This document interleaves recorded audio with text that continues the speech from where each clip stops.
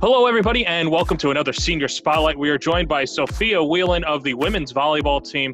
Sophia, you actually got to play last year, like before coronavirus shut everything down, and unfortunately this year it's not going to happen. But when you think about not just last season, but your time as a Bloodhound playing for the women's volleyball team, what memories resonate with you?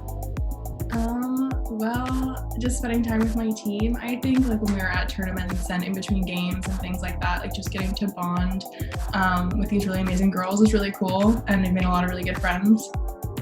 So I have it here. You're a world traveler? Yeah. How many countries are we talking here?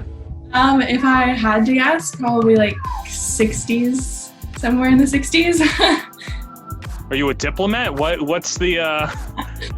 My parents have a very unique view on education that involves lots of traveling.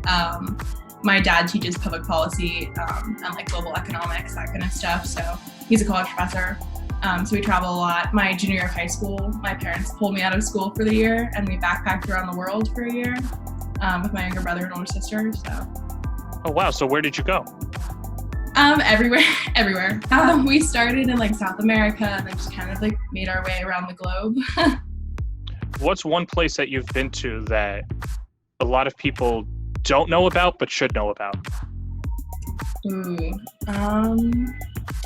Probably, I think my favorite place was Zanzibar, like off the coast of Tanzania. That was a very cool place. Not bad. So 60 countries. So have you been to every continent? Have you been to every region, hemisphere? Well, I mean, okay. Every populated place. Yes. Okay. All right. Wow, that's really interesting. So you're from New Hampshire, right? Yeah. And you've seen the world. What was it about New York City and John Jay that stood out to you? Well, my town in New Hampshire is very small. Technically, I don't even think we're a town. I think we're a village. If you go by population size.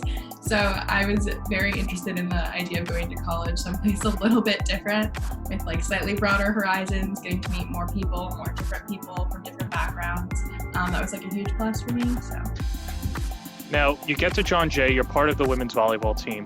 I know Coach Leshik is a different coach. He's very down to earth, relaxed, but he's got some humor in him too. So are there any good Coach Leshik stories, and how did he help you as a player?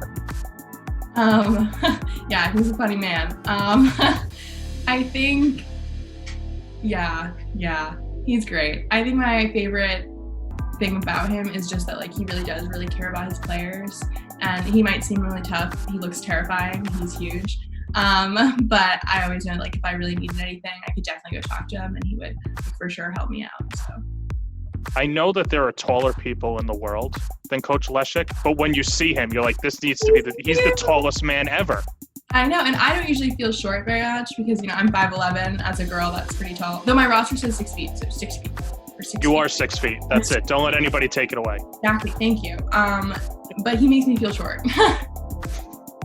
That's really interesting. Okay, and now you're training for a marathon as well. Is there something that you like? Is there something that you don't do that we don't know about? I actually can't jump rope, which is, you know, it's upsetting to me. I feel like that's a really big flaw. It's a character weakness of mine. But besides that, no, everything else I can do. All right. Well, I'm really sorry for that, and you know, I hope that you're able to, you know, live your life without having to jump rope. That's pretty tough. You would think. It's really upsetting to me. Say that again. I'm sorry. I said it gets in the way more than you would think. Like people ask me to jump rope all the time, and I can't, and it just. Next question, please. The disappointment in those little girls' faces when they're like, "Hey, Sophia, can you jump rope with us?" And you have to say no. I have to say no, and it's heartbreaking every time. All right, rapid fire questions. Here we go. Favorite memory as a Bloodhound? Probably homecoming games. Okay.